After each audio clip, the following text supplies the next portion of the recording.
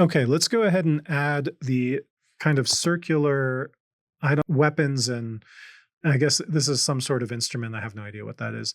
But right, we're going to make these little mounts at this point, and we're going to keep most of this detail out. We're just going to try and make that kind of octagonal shape with some rings in there and this larger disc piece. And if you look at the other side, right, there's a whole bunch of weapons coming out of that center piece. And so we're really going to be focusing on, we're not probably even going to do those two pieces. We're just going to do kind of the rings and the centerpiece. So let's go ahead and crack into that. All right, so first we're going to need to make another sphere. This one's pretty close to the size that we're going to need. So let's go ahead and start there. We're going to go ahead and copy it and paste it. And we can go ahead and just move this copy up that we're going to be working with. And this is going to be the top object in our hierarchy currently. And let's go ahead and go to our side view. And let's make sure that this is more or less centered. I want you to note that this thing it looks a little stretched as well. It's not perfectly round in the schematic, which is fine. It's just something to be conscious of when we make this. So I'm going to go ahead and select my sphere in the hierarchy so I can get my radius. And I'm just going to drag this up. That's a little bit much. There we go. That's about where it should be. And now what we need to do is we need to make a couple of changes to the sphere. So first, let's go ahead and just pull it through so we can actually see the side of the sphere. One, right? If we have this thing inset into the body of this, it's far too large in dimension. And then two, if we think about modeling and how we've been modeling things, we've been basically working with square edges and stuff.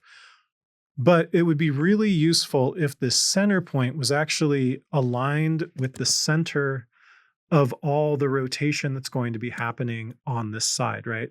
So you can imagine if this was that point in the center and then the lines are radiating this way, it would make modeling this a lot easier. So let's go ahead and fix that first. And to do that, we're just going to rotate this 90 degrees. So we're just going to click this, hold down Shift to snap to 90, and we're going to go ahead and 90. All right, so we've got that part done. Now, the other thing we need to do with our spheres, we need to select it, and we need to change the type, because one of the types of sphere is a hemisphere. And so if we turn on the hemisphere type, then what that does is you can kind of see if you peek through the window here, right? It actually cuts the sphere off. And so the other thing we want to do is we want to rotate this so that it aligns with more or less with the surface of the model, right? So we've got that, so it's more aligned than it was. Is it perfect? No, not quite. We need to rotate it in this other orientation a few degrees as well. And it might be best to do that from perspective view. So let's go ahead and go to our perspective view. And oops, I did not mean to do that. We can select this blue edge, and we don't want to, and we just want to go down until, again, right, we get it about even up top and on the bottom. Now, right, we've got this, that's looking good. However, it's massive. And so this is a place where, again, we don't have any more settings we can adjust to squish this and flatten it. And so that's where making something editable comes in really handy. So we have our sphere. We're going to make this editable. Now that we've done that, we're in polygon mode already. Fantastic. I'm going to go to model mode though, and I'm going to hit the letter T, and I'm going to scale this in this direction. And you can see I'm able to flatten this whole thing out so that it matches more closely to the shape that we've got on the side of our object. Okay, so I've got this ready to go. I'm pretty happy with that shape and depth. It might not be, perfectly accurate to the film, but it actually seems like it's the right distance from everything in this model. And so I'm really happy with where that landed. I'm going to go ahead and save this. Save it all the time. as somebody who's lost things many times, please just keep saving it. Okay, so now what we need to do is we need to um, basically do some extrusions and things to create this geometry here. So we already have these circles that we can use, and it's already editable. So if I go to edges mode, and actually what I'm going to do is I'm going to go polygons mode. And what I want to do is I want to select all of these, because the only issue we really have right now, and I don't know if this is going to be too far out. Let's see. I think that's actually going to be pretty good. Yeah, that looks like it'll be about right. Maybe we need to move this in a little bit. And so I want to show you a way to manipulate things, because right, this is a little bit too wide. It'd be great if there was another edge kind of halfway in between here. And there's a couple ways we can get that. First, we could actually use loop cut. So we could go here. We could say loop cut, path cut, and we can actually come down and just make a cut inside here to be wherever we want that final edge to be. And I think that, somewhere, let's just say about halfway. It doesn't really matter. If we could measure these things, we would, but I'm not too worried about it. So I'm going to go about halfway. Then what we need to do is we need to deselect that outer ring so we can use our loop selection. And if I hold down Control and click on this outer ring, undo that, and click on this outer ring, this outer ring, there we go. Now I just have those selected. Now the other issue is if I start extruding this, I'm going to go ahead and do this just so you can see. It's going to actually come out at an angle, or it's going to go in at an angle. Neither of those things are what I want to have happen. I want it to come out flat. And so one of the tools I have the ability to use is something called flatten. So if I right click on this selection and I go to, where is it? Down here to flatten. Once I do that, nothing happens until I come down to this and I have my options and I set this down to 0%. I go to Tool and I click Apply. And what that does is it's actually going to flat that surface, which is pretty awesome. And so now, if we look at this, you can see the entire thing, the entire thing goes out, and then there's this weird octagonal ring that we'll deal with in a little bit. But the entire thing is extruded out, a little bit from the surface. So let's go ahead and use our extrude now. And we are just going to click and pull this out just about that much. Now, when we look inside our reference again, you can see there's this outer ring that has the octagonal part and then this other part. And then there's one other ring here. There's an indent, and then there's another ring and another ring. And then this other thing that we're going to just worry about pushing in another hole.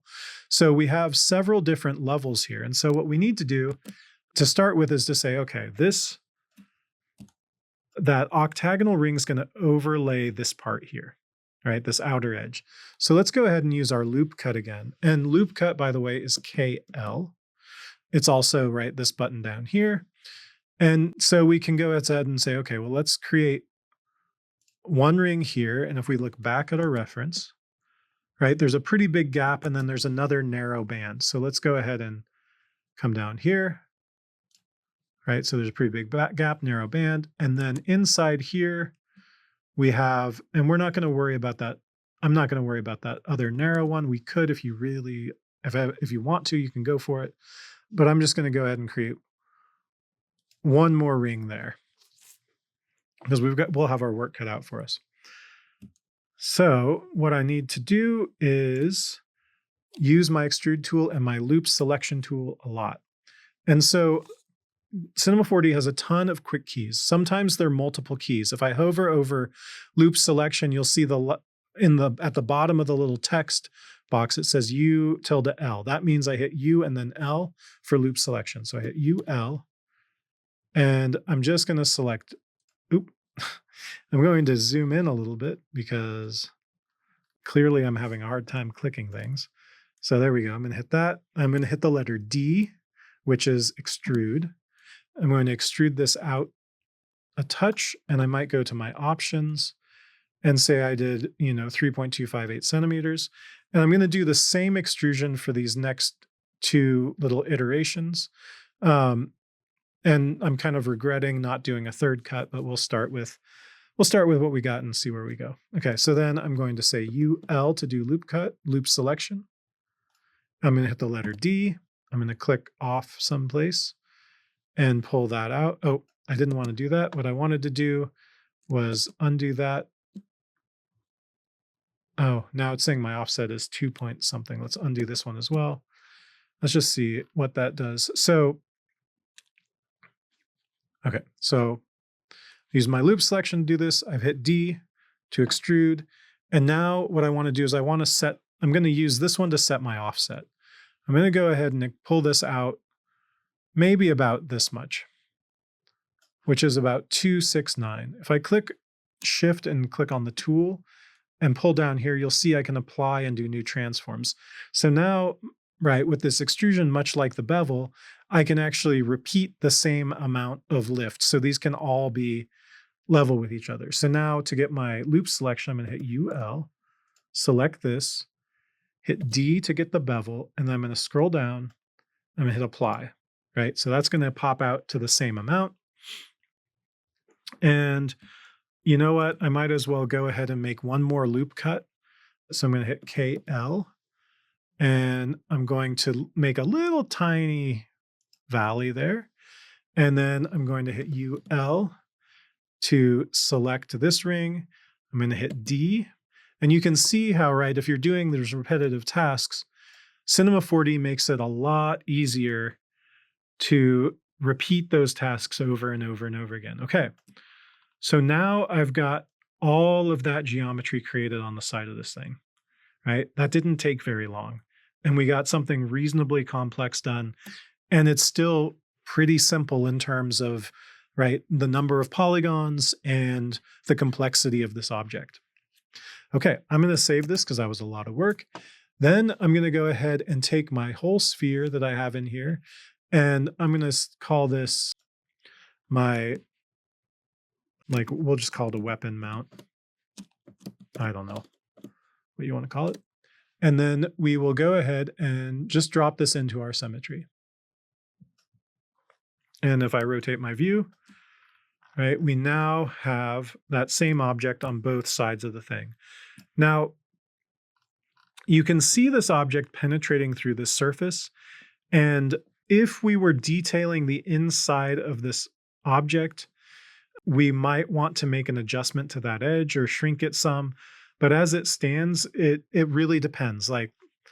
It's one of those things where if you've ever played a video game and you've broken through a wall or done some sort of wall glitch where you can actually see through, you oftentimes see, right, edges of geometry poking into the object. And that's because it makes sure that there isn't a gap that's visible to the vast majority of players that are going to be playing the game. Okay, so we have those sides done. All right, let's save this. Okay, and from here, I am going to stop talking.